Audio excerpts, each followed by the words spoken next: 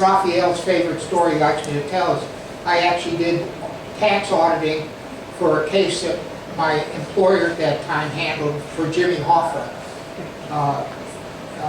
Nothing more frightening to sit around a big table at the Palmer House Hotel in Chicago with Jimmy Hoffa and a couple of his henchmen and his guards around the top and whatever. And he wouldn't let my bosses talk. He made me stand up. Now I was 23 years old, not a little bit older than that, 25 years old. And we were sitting around. He said, "No, he said, if Mr. Glazer did the work papers, he needs to explain to me, you know, where we're at. He tells me that my man failed to declare 20 million more in taxes than what we know he took." So I stood up and I went through the whole thing. And at the end of my discussion about what was going on, I had a stack of papers this high. He used to put me in the lofts in Chicago in the old buildings, and I'd do the auditing. He said, "Where's the money? You guys are supposed to be the best." I said, "You know, Mr. Hoffa, we've checked every bank. We've gone out of the country. It must be buried in the backyard somewhere."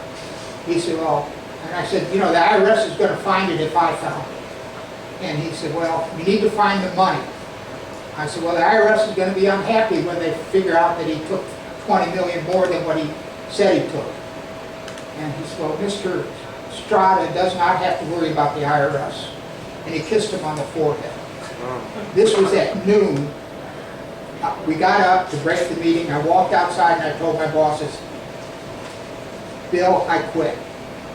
He says, "You got to be kidding. You're in the middle of this big case. Can't have you quit." I said, "Well, that kissing on the forehead reminds me of some of these movies I've seen."